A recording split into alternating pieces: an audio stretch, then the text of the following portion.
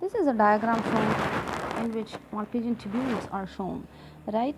This is the midgut, this is the hindgut. The last portion of the hindgut is called as rectum, and then it opens to outside anus. The Malpighian tubule, this one is the Malpighian tubule. On the right side of the hindgut, Malpighian tubules are always present in the form of pairs, right and this is the left one. ये मैंने आपको enlarge करके दिखाया है, या इसका internal structure आपको दिखाया है. इंटरनली द माल्पीजियन ट्यूब्यूल्स, ये इसका ल्यूमन है. This one, the cavity of any duct is called as what? It is called as lumen, right. ये जो माल्पीजियन ट्यूब्यूल्स की डक्ट है, ये मेड अप होती है single layer of epithelial cells, ठीक है. It is made up of what? It is made up of cuboidal, cube like, box like single layer of epithelial cells. और वो रिजाइड कर रही है या बैठी हुई है, या वो लेयरिंग या वो इंटर कहाँ लगी हुई है? ऑन अ बेसमेंट मेम्ब्रेन, ठीक है. बेसमेंट मेम्ब्रेन हर जगह होती है, जहाँ भी सेल्स की लेयर बनेगी उसके ऊपर बेसमेंट मेम्ब्रेन ज़रूर होगी. क्लियर? उसके बाद बेसमेंट मेम्ब्रेन के बाहर बाहर मसल्स की एक लेयर होती है. It means Malpighian tubules are muscular. Muscular का मतलब होता है कि जो मसल्स से कॉन्ट्रैक्ट और रिलैक्स कर सकती है, मूव करवा सकती है चीज़ों को, ठीक है. ये हो गई. अब यू कैन सी दैट एक एपिथेलियल सेल और दूसरे एपिथेलियल सेल्स के दरमियान में स्पेस है. देयर आर टाइनी चैनल्स जिसके अंदर से चीज़ें मूव कर सकती हैं, ठीक है. क्लियर? यहाँ से अब देखें कि one Malpighian tubule is present in a cavity called as coelomic cavity. Coelomic cavity आपको पता है, दिस इज़ अ कैविटी, जैसे आपकी बेली है और उसके अंदर सारे आपके सिस्टम्स पड़े हैं, that is called as coelomic cavity, ठीक. और आपकी हर सीलोमिक कैविटी में फ्लूइड्स होते हैं. क्या होते हैं? फ्लूइड्स होते हैं. Coelomic cavity in case of these organisms, इसने क्या किया हुआ है? एक बॉक्स की तरह इसने कवर किया हुआ है किसको? माल्पीजियन ट्यूब्यूल्स को. It is same in this side as well. यहाँ पे भी इसको भी कवर, जितने भी माल्पीजियन ट्यूब्यूल्स होंगे उन सबको सीलोमिक कैविटी ने कवर किया होगा. One thing that I want to remind you about insects is that कि इनके पास ओपन सर्कुलेटरी सिस्टम होता है. ओपन सर्कुलेटरी सिस्टम क्या होता है कि हार्ट से ब्लड आया, दिस इज़ हार्ट, आर्टरीज़ में गया, आर्टरीज़ ब्रांच ऑफ हुई इनटू आर्ट्रियोल्स. आपके सिस्टम में क्या होता है कि फाइनली आर्टरीज़ ओपन होती हैं इनटू कैपिलरीज़, ऐसे ही है. और कैपिलरीज़ जब खुलता है तो कैपिलरीज़ थिन एनफ होती हैं, और वो क्या करती हैं? इतनी थिन होती हैं, सिंगल सेल से बनी हुई, कि उसके अक्रॉस चीज़ों की मूवमेंट हो जाती है, ठीक है. यहाँ पर कैपिलरीज़ नहीं हैं. दी आर्ट्रियोल्स आर, ये आर्ट्रियोल्स हैं, they are opening into simple cavities, ठीक है, खुली कैविटीज़ में पड़ी हुई हैं. और वो कैविटी उन्होंने ही बनाई. ये देखें, ये बॉडी सेल्स हैं, these are the body cell, this is the body cell, this one, this one, this one. सिर्फ बॉडी सेल्स के बीच में खाली जगह पड़ी हुई है. उस खाली जगह को साइनस बोलते हैं. ब्लड सिंपली कहाँ आ गया है? इनटू द साइनस, और वो मूव सिंपली बेथ कर रहा है. बेथ का मतलब होता है टच होना. अब यहाँ जब खुले में टच पड़ा हुआ है आपके ग्राउंड की में, अगर आपके घर के सामने कोई ग्राउंड है और उसके चारों तरफ घर हैं, तो हर घर का गेट या दीवार जो है वो उसको टच कर रही है. तो ये भी सेम है कि ये जो ग्राउंड है ये क्या कर रहा है? इस साइनस के अंदर जो ब्लड है वो सबको टच कर रहा है, ठीक है. चूँकि ओपनली ब्लड बाहर आके सेल्स को टच कर रहा है, that's why it is called as open circulatory system. And this is the sinus, वो कैविटी जो कैपिलरीज़ के बजाय ब्लड को रिसीव करती है और फिर उसको, उसमें मौजूद ब्लड जो है वो सेल्स को टच करता है और यहाँ पर एक्सचेंज होगा. साइनस से जब ब्लड वापस जाएगा अदर वे में, विनियोल्स और फिर वेन्स के थ्रू हार्ट में, तो यहाँ से वो चीज़ों के साथ क्या कर लेगा? चीज़ों के साथ एक्सचेंज कर लेगा, सेल्स के साथ चीज़ों की एक्सचेंज कर लेगा. ऐसे सर्कुलेटरी सिस्टम जिसमें ओपन हो सब कुछ, ब्लड ओपनली बेथ करे सेल्स की, उनके ब्लड को लिम्फ बोलते हैं, ठीक है. उनके ब्लड को क्या कहते हैं? लिम्फ. ओवर हेयर अब वापस यहाँ आएँ कि यहाँ पर सीलोमिक कैविटी ने ब्लड के साथ मिलकर काम किया है, और ब्लड जो है वो सीलोमिक कैविटी के अंदर आ जाता है. इसके अंदर ब्लड प्रेजेंट है, and that kind of blood, जो सर्कुलेटरी सिस्टम जो सीलोमिक कैविटी के साथ मिलकर काम करता है, उसको यूज़ करता है as the site of exchange, तो उस किस्म के ब्लड को हम हीमोलिम्फ बोलते हैं. सो रफली मैं आपके लिए लिख रही हूँ, this is what? This is blood of insects, ठीक है.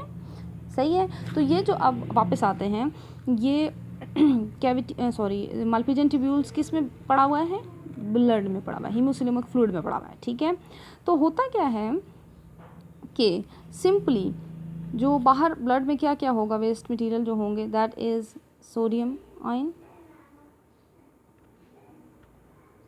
Chloride ion, potassium ion, uric acid. Uric acid क्या है, अभी कल आपने पढ़ा था, वेस्ट मटेरियल है जो लेस टॉक्सिक होता है और जिसको बहुत कम वाटर की रिक्वायरमेंट पड़ती है रिलीज़ होने के लिए।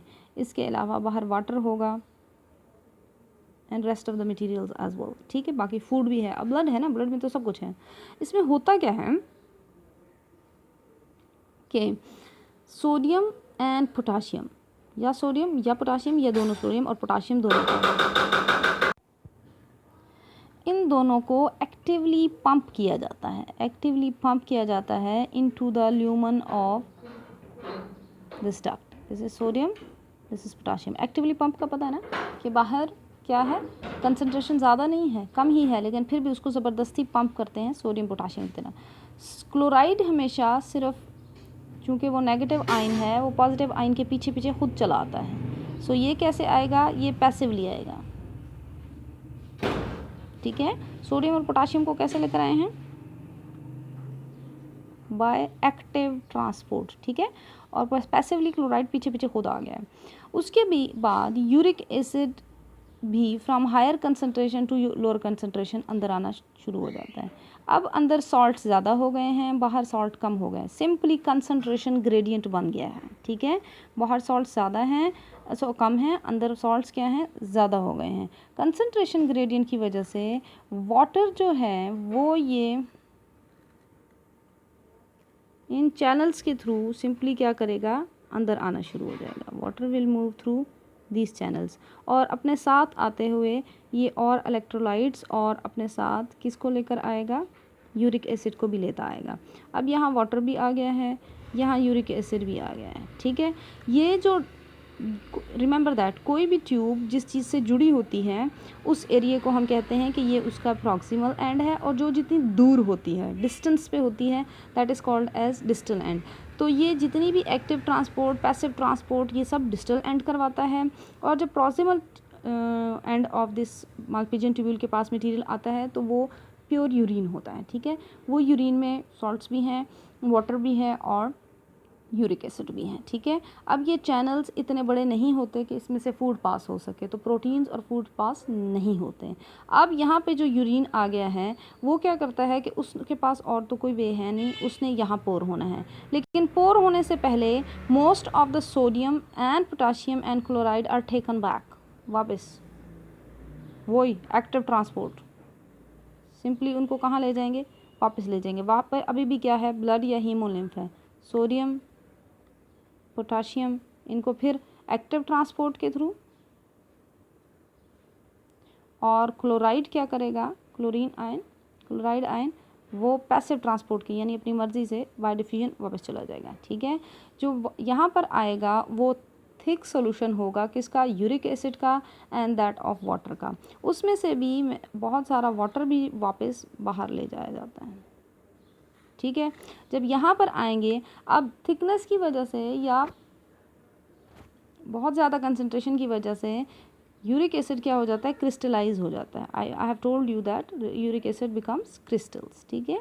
और अगेन जब यहाँ पर आएंगे तो लार्ज इंटेस्टाइन की जो मेम्ब्रेन्स हैं, वॉल्स हैं, वो भी बहुत सारे सोडियम और पोटाशियम को एक्टिवली ट्रांसपोर्ट कर लेते हैं।